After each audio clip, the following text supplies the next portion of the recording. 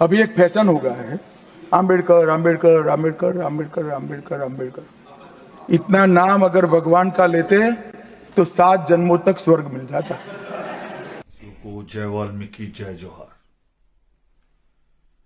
कल देश के गृह मंत्री ने बहुत ही निंदनीय, निम्न स्तरीय, नीच मानसिकता का प्रदर्शन करते हुए बाबा साहब भीमराव अंबेडकर, जो युग प्रवर्तक हैं, जिन्होंने भारत को सम्राट अशोक के बाद अखंडता प्रदान की, उस बाबा साहब भीमराव अंबेडकर के बारे में बहुत निम्न स्तरीय और सच्ची, जो उनके मन की सच्ची मानसिकता है, असल में जो उभर कर पार्लियामेंट में आ गई। असल में उनके जो, जब हम आप देखते उनको बाबा साहब की मूर्ति पे फूल चढ़ाते, मत्था टेकते, प्रधानमंत्री को भी कभी उसको सच मत मानना, सच यही मानना जो पार्लियामेंट के अंदर अभी अमित शाह ने कहा। क्या कहा कि अगर आप इतनी बार भगवान का नाम लेते तो आपको 7 जन्मों का स्वर्ग मिलता। अमित शाह जी, आप नालायक आदमी हैं, शायद आपने पढ़ा नहीं, समझा नहीं।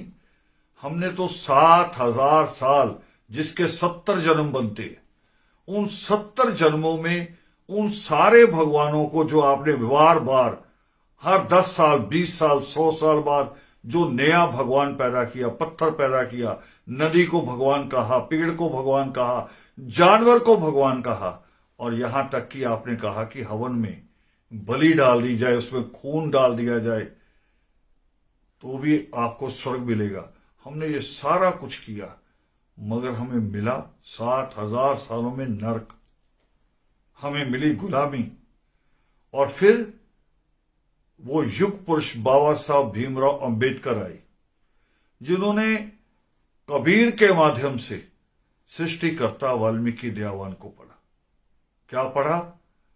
सृष्टिकर्ता वाल्मीकि दयावान कहते हैं कि तप, दान और तीरथ से आपकी मुक्ति नहीं होनी। जितने तप कर लो, जितने दान कर लो, तीर्थ यात्राएं कर लो, मगर आपकी मुक्ति नहीं होगी। और मैं आपको याद कराऊं, जहां जहां आपके तीर्थ स्थान है, वहां वहां सबसे बड़ी छुआछात है, वहां मानवता है ही नहीं, वहां जाति पूछी जाती है, मानवता, इंसान नाम की तो बात ही नहीं होती। और जहां इंसान नहीं, वहां भगवान कैसे हो सकता है? और हमें किसी स्वर्ग की कामना नहीं है, हमें कि कोई स्वर्ग नहीं चाहिए। और वो स्वर्ग जहां का राजा इंद्र आके किसी अहल्या की इज्जत लूट के चला जाए, ऐसा स्वर्ग तो हमें चाहिए ही नहीं, हमें नहीं चाहिए। हमें चाहिए वो जो सृष्टिकर्ता वाल्मीकि दयावान अगली पंक्ति में कहते हैं, वो तप, दान और तीर्थ के बाद कहते हैं कि इनसे मुक्ति नहीं मिलेगी, आपको मुक्ति मिलेगी ज्ञान से। इस बात को विश्व ज्ञान प्रतीक बाबा साहब भीमराव अंबेडकर जी ने समझा और इस पे पूरा जीवन इसके ऊपर काम किया। और इतना काम किया कि इस देश को जब अपना संविधान बनाने की बात आई, तो आपके पुरखों ने 66% ब्राह्मण थे पार्लियामेंट में, उन सबने घुटने टेक के बाबा साहब भीमराव अंबेडकर से कहा कि इस देश की किस्मत लिखिए, जिससे ये देश जो अलग अलग भाषाओं का है, अलग अलग रंग रूप का है, अलग अलग धर्मों का है, अलग अलग जातियों का है, जो देश को एक रख सके, वो संविधान बना के दीजिए। और बाबा साहब भीमराव अंबेडकर ने वो संविधान दिया। संविधान नहीं, इस देश की अर्थव्यवस्था जिसको रिजर्व बैंक करता है कंट्रोल, वो बाबा साहब भीमराव अंबेडकर का तैयार किया हुआ ड्राफ्ट है। आपको नहीं समझ, आप लोग केवल लूटना, छल कपट करना, सत्ता पे काबिज हो जाना, आप वो करते हैं।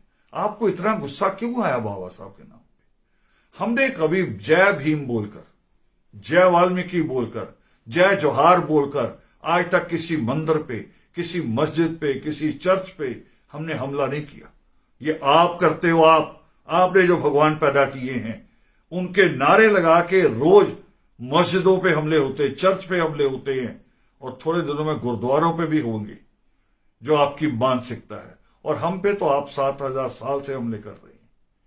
मगर आज बाबा साहब भीमराव अंबेडकर ने जागरूक किया और मेरी तो ईश्वर से कामना है कि बाबा साहब अम्बेडकर फिर आए। जो आप जैसे मूर्ख रह गए हैं उनका भी भला करें, उनको भी सिखाएं ज्ञान। और रही स्वर्ग की बात, तो मैं ईश्वर से दुआ करता हूं कि आपको इतनी स्वर्ग की इच्छा है तो ईश्वर आप जैसी सोच रखने वाले सारे लोगों को स्वर्गवासी कर दे। जय वाल्मीकि।